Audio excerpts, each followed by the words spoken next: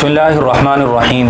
किसी साहब ने सवाल पूछा है कि जन्नती दरवाज़े की और बहिश्त दरवाज़े की क्या हैसियत है। हिंदुस्तान और पाकिस्तान में दोनों ही जगह ये दावा किया जाता है कि यहाँ जन्नती दरवाज़ा है।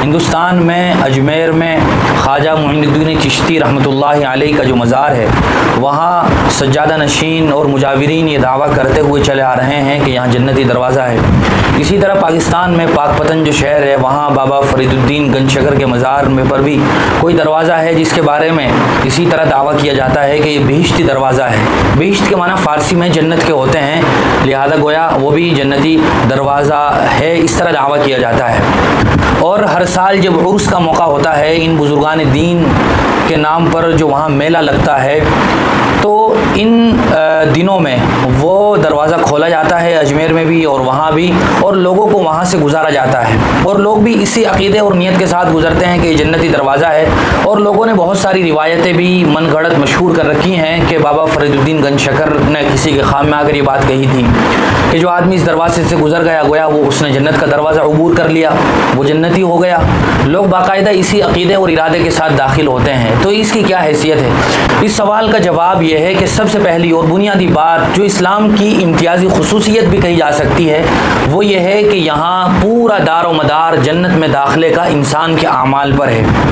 अब अगर कोई आदमी किसी बड़े ख़ानदान में पैदा हो जाए, हत्ता कि किसी नबी के ख़ानदान में भी पैदा हो जाए, तो नबी के ख़ानदान में पैदा होने की वजह से भी वो आदमी जन्नत में दाखिल नहीं हो सकता अगर उसके पास ईमान नहीं है।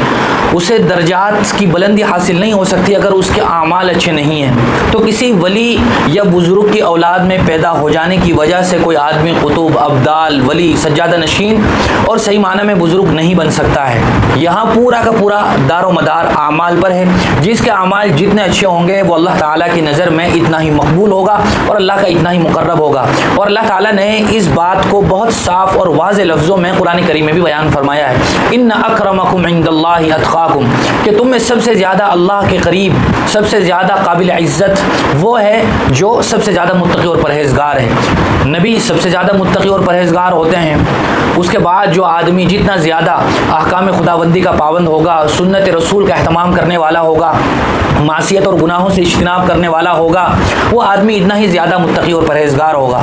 कोई आदमी किसी सज्जादा नशीन की औलाद हो लेकिन आमाल में वो सिफ़र और ज़ीरो हो, तो वो शरीयत की नज़र में वली, कुतुब, अब्दाल नहीं बन सकता है। और वो कितने ही मरतबा इन जन्नती दरवाज़ों से दाखिल हो जाए जो लोगों ने दुनिया में बना लिए हैं, वो आदमी जन्नती नहीं हो सकता। अगर उसके पास ईमान की अजीम दौलत है, अक़ीदा सही सलामत है, तो हो सकता है किसी न किसी दिन जन्नत में ज़रूर दाखिल हो जाए। चूँकि हुज़ूर का फरमान है कि जो आदमी मोमिन है, ज़र्रा बराबर भी किसी के पास ईमान होगा तो वो एक ना एक दिन जन्नत में दाखिल हो जाएगा।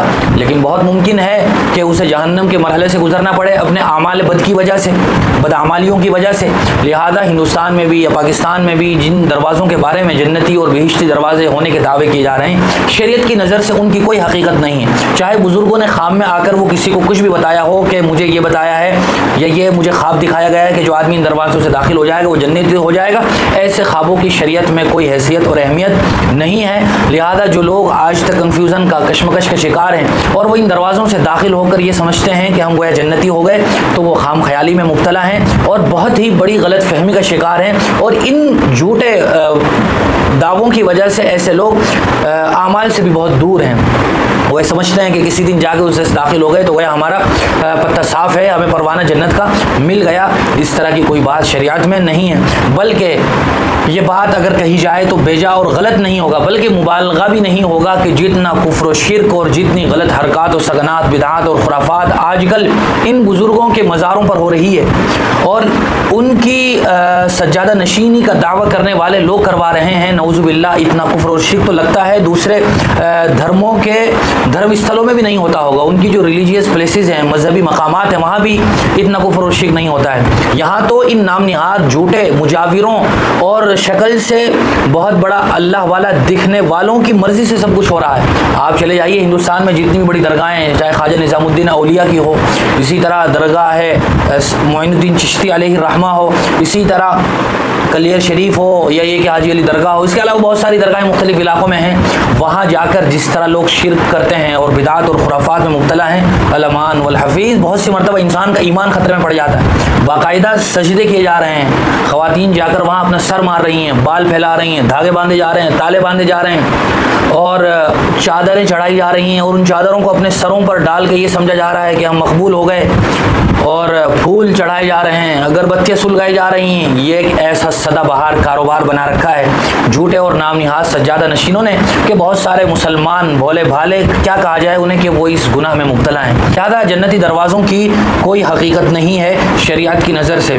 और अगर हम अहादीस का जायज़ा लें तो पता चलता है हुज़ूर अकरम सल्लल्लाहु अलैहि वसल्लम की अहादीस की रोशनी में हुजूर ने फरमाया था, अना अव्वलु मन यक़रअु बाबल जन्ना, कि मैं सबसे पहला वो आदमी होऊंगा जो जन्नत का दरवाज़ा खटखटाऊंगा।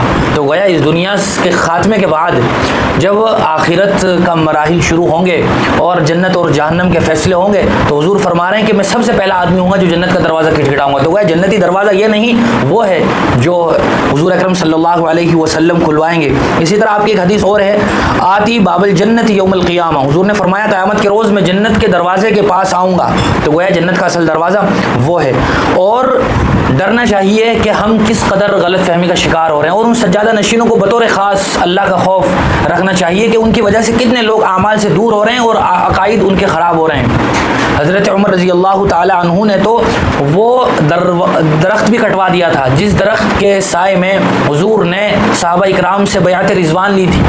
वहाँ सहाबा इकराम बाकायदा आने लगे थे और पूरे इरादे से आने लगे थे उस दरख्त की ज़ियारत के लिए। हज़रत उमर रज़ी अल्लाह ताला अन्हु ने वो दरख्त भी कटवा दिया था जो बैअतुर रिज़वान की तरफ मंसूब था। इसी तरह दारुल देवबंद में हम देखें कि जहाँ से दारुल देवबंद का आगाज़ हुआ, दारुल देवबंद इस वक्त एशियाई नहीं आलम इस्लाम की अजीम दीनी दानिशगाह है, इस्लामी यूनिवर्सिटी है। हज़ारों नहीं लाखों लोग वहाँ से पढ़ रहे हैं, पढ़ के फारिग हो चुके हैं, दुनिया भर में फैले हुए हैं। उस मदरसे का आगाज़ जिस दरख्त के नीचे से हुआ था, अनार का दरख्त, उसको भी बाद में उलमा ने इसी नीयत से कटवा दिया था कि बिदात और खुराफात शुरू होने लगी थी और लोग उसको मुतबर्रक समझने लगे थे, उसको भी कटवा दिया था। कटवाने की वजह ही यही थी कि कहीं लोग इन दरख्तों से अपने गलत अकायद वाबस्ता न कर लें, गलत अकीदे न जोड़ लें। लिहाजा इन बेहिश्ती और जन्नती दरवाज़ों की कोई हकीकत नहीं है। सारा दारो मदार इंसान के ईमान और आमाल पर है कि इंसान आमाल कितने अच्छे करता है। आमाल ख़राब है, कितनी मरतबा इन नाम-निहाद जन्नती दरवाज़ों से आदमी दाखिल हो जाए, कोई फ़र्क नहीं पड़ने वाला है। लिहाजा अपने अकीदे की दुरुस्तगी के साथ साथ हमें आमाल सालिहा की तरफ तवज्जो देने की ज़रूरत है। अल्लाह ताला मुझे भी आपको भी अमल की तौफ़ीक़ नसीब फरमाए।